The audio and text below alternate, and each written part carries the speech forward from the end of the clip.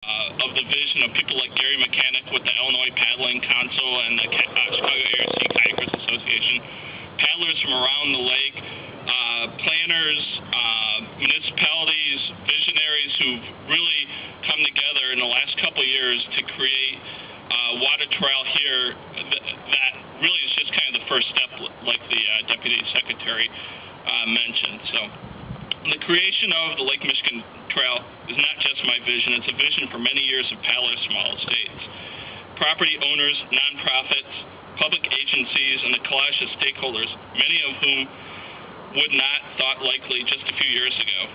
This trail will benefit both day paddlers and long distance through paddlers, coastal communities along the way, and ultimately the nation as a whole. This is just 75 miles of trail, but it marks a major milestone.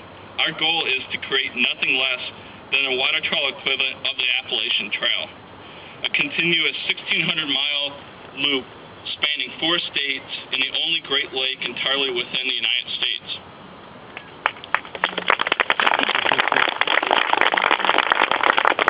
Like the Appalachian Trail, many of us will never paddle it, but the intrinsic value of knowing the trail exists and what monumental effort it took to establish will inspire this and future generations.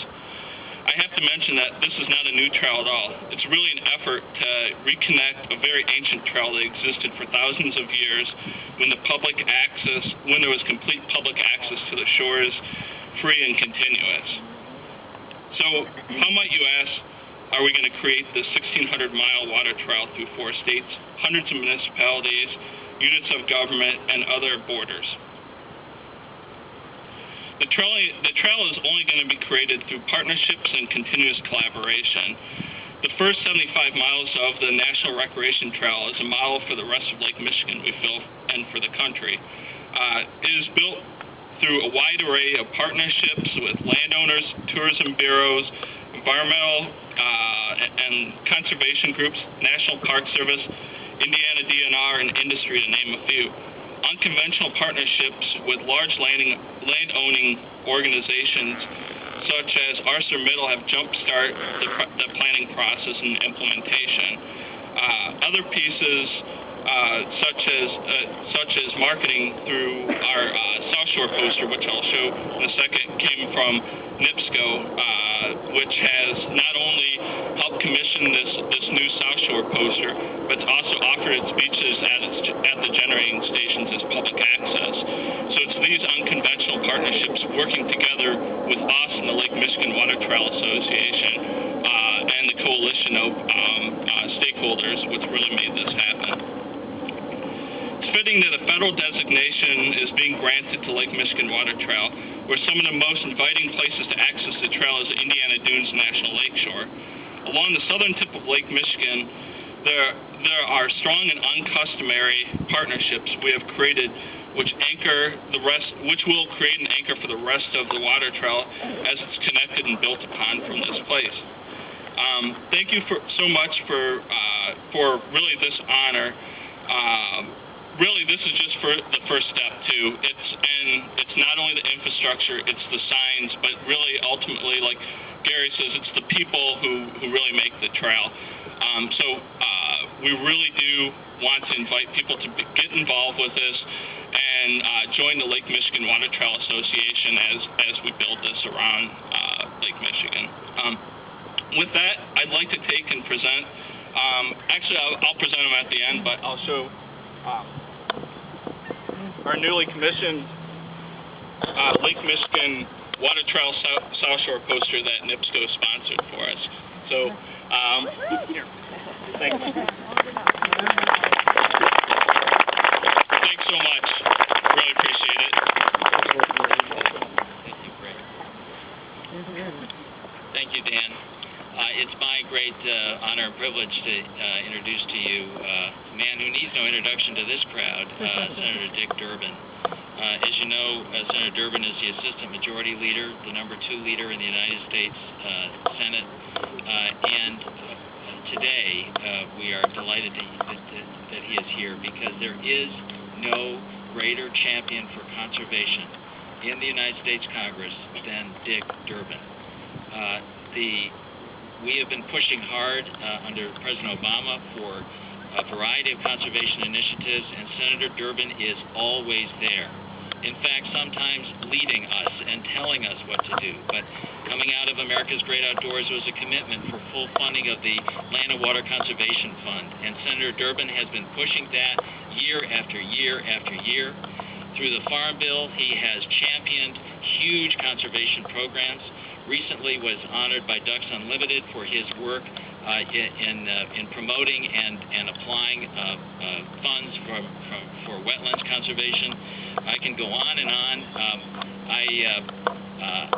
Now and then I will turn on C-SPAN in my office, and there is Senator Durbin giving a passionate speech about the Red Rock Wilderness in Utah, or about the need for mining reform, and he knows what I'm talking about here.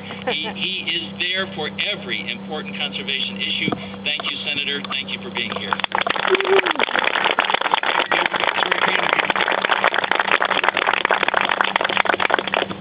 Many years ago, when I was a college student at Georgetown, there was a notice on a bulletin board asking if anyone wanted to be an intern in the office of U.S. Senator, Illinois residents preferred. I called the number and ended up being an intern for Paul Douglas. Paul Douglas was the senator from Illinois from 1948 until 1966, an extraordinary man, PhD in economics on the faculty of the University of Chicago, former alderman in the city of Chicago, a disabled, decorated Marine Corps veteran of World War II. He was an exceptional man who had many causes in life, but he summarized his public career as it came to an end this way. He said, "When I was a young man, I wanted to save the world. When I was elected to the Senate, I just wanted to save Illinois. But by the end of my career, all I wanted to save were the Indiana dunes." And Paul Douglas saved the Indiana dunes. All right. It is worth reading about his battle. He not only took on the steel companies, the steel mills, who didn't want to set this land aside, this beautiful, beautiful part of the Lake Michigan shoreline, but he took on the Indiana political establishment. They didn't support it either. It took a senator from Illinois, working with a lot of people from Chicago, Illinois, and people who lived in Indiana who believed in this cause, to create the Indiana Dunes National Lakeshore. Mr. Dillon, I'm glad you're here today, and I hope people will accept the invitation to come over and see those dunes that we've worked so hard to preserve. And now there's a new way to find the dunes, in a canoe or a kayak, and to head on over there and to take part in this new Lake Michigan water trail. What Paul Douglas knew a half a century ago, we know today because there was a poll taken just last year. They asked the residents of the city of Chicago, what's the greatest part of living in the city of Chicago? And they said, that lake, Lake Michigan. They know it, they sense it, what beauty there is in that lake and what it means to each and every one of us. It's hard to get very close to it. I used to come to this spot, usually sitting in an airplane, but now we can approach it even in different ways. This Lake Michigan water trail gives us a chance to do it. And I'm glad we're meeting in the President's hometown to talk about this shoreline for Lake Michigan and what it means to us in Indiana, in Illinois, and around the lake. The first 75 miles are just the beginning, as Dan told you. Our goal is to be larger, hundreds and hundreds of miles. And we have to work together to make that happen. Yesterday we had a little meeting to talk about Chicago's second shoreline, and I'm talking about the Chicago River, which we are determined, our generation is determined, to do something meaningful there, to make certain that that river becomes an essential part of recreation and life in the city of Chicago. And we're going to do that. There's going to be some resistance, but we're going to do it before it's all done. So let's leave our mark, our generation. Let's leave our mark for the next generation so that they can look back and say they had the vision as Douglas did at the dunes. They had the vision to realize that that Lake Michigan is God's gift to us, and we're going to return that gift to the next generation in even better shape.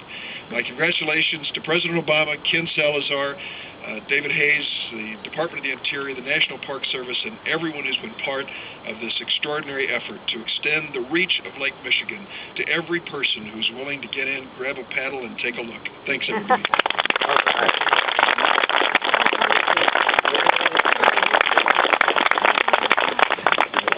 Thank you, Senator, very, very much. And Deputy Secretary Hayes, thank you again for being here. Ladies and gentlemen, I am so proud and excited by a job that I get to share with the men and women of the National Park Service to be able to be connected nationwide.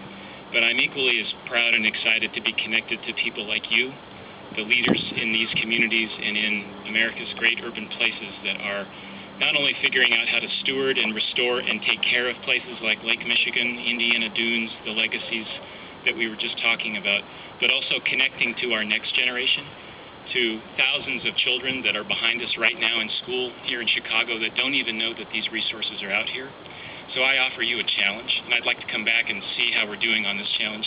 This kayak is so gorgeous, but come on, it's spotless. And so I want to come back, and I want to see scratches and little handprints and all kinds of green goo dried on this thing, and we'll know then that we're doing successful. So ladies and gentlemen, thank you so much.